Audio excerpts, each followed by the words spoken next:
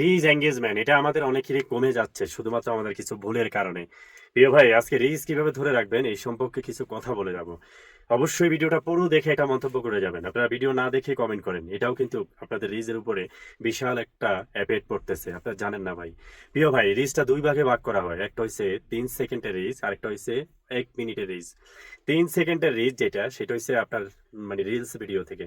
আর 1 মিনিটের রিলস যেটা, সেটা হয়েছে আপনার 3 মিনিটের ভিডিও থেকে। আপনাদের ভিডিওগুলি প্রথমে না দেখার কারণেই কিন্তু আপনাদের ভিডিওগুলি রিচ কমে যাচ্ছে। প্রিয় ভাই, আপনাদের ভিডিওগুলিতে এমন কিছু রেখেছেন যে ভিডিওগুলিতে পাবলিক দেখে কোনো মজা পাচ্ছে না। আপনি অবশ্যই মাথায় রাখবেন, আপনার 3 মিনিট প্লাস যে ভিডিওগুলি হচ্ছে, এই ভিডিওগুলির প্রতি আপনার একটু নজর থাকার দরকার আছে। কারণ লং ভিডিও মানুষ তখনই দেখবে যখন আপনি লং ভিডিওতে মানুষের জন্য কিছু রাখবেন।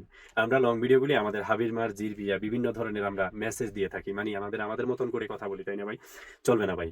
আপনি অবশ্যই লং ভিডিওগুলি ব্লগ ভিডিওর মতন আপনি বিভিন্ন ধরনের কিছু তুলে ধরবেন, ইনশাল্লাহ আপনার লং ভিডিওতে প্রচুর পরিমাণ ভিউজ আসবে আমি বিশ্বাস করি।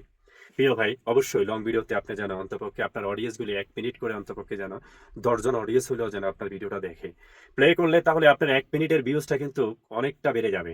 এটা একটু মাথায় রাখবেন।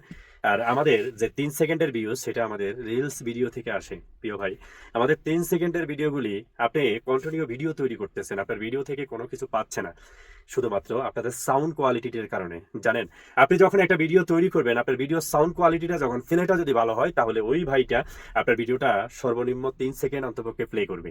3 সেকেন্ড পরেই উনি কমেন্ট করার জন্য সিদ্ধান্ত নিবে। তারপরেই কিন্তু আপনার 3 সেকেন্ডের ভিউজটা কিন্তু আপনার এখানে কাউন্ট হবে। প্রিয় ভাই, যদি আপনার ভিডিওটা প্রত্যেক দিন একই ধরনের একই কোয়ালিটির হয়, সাউন্ডটাও যদি নর্মাল হয়, তাহলে মানুষ আপনাকে জাস্ট সাপোর্ট করার জন্য আপনার ভিডিওটা প্লে করার সাথে সাথে আপনাকে একটা কমেন্ট পোস্ট করে দিবে। এতটুকুই। আপনার ভিডিও থেকে যদি কিছু পায়, অবশ্যই মানুষ কমেন্ট করা দূরে থাকবে, সর্বত আপনার থেকে আগে আইডিয়া নিবে। ওনারা বলবে, দিদার ভাই এই ভিডিওতে অবশ্যই কিছু একটা রাখে, কারণ ওনার মাঝখানে অন্তপক্ষে গুরুত্বপূর্ণ অথবা শেষে গুরুত্বপূর্ণ কিছু একটা থাকে, যার ফলে ভিডিওটা একটু দেখে। দেখার কারণে আমার 1 মিনিটের ভিউজ অথবা আমার 3 সেকেন্ডের ভিউজ আমার প্রত্যেকটা ভিডিওতেই আসে আলহামদুলিল্লাহ। তাই আমার রিচ এঙ্গেজমেন্ট গুলি দেখেছেন এভাবে আমার সবুজ হয়ে থাকে।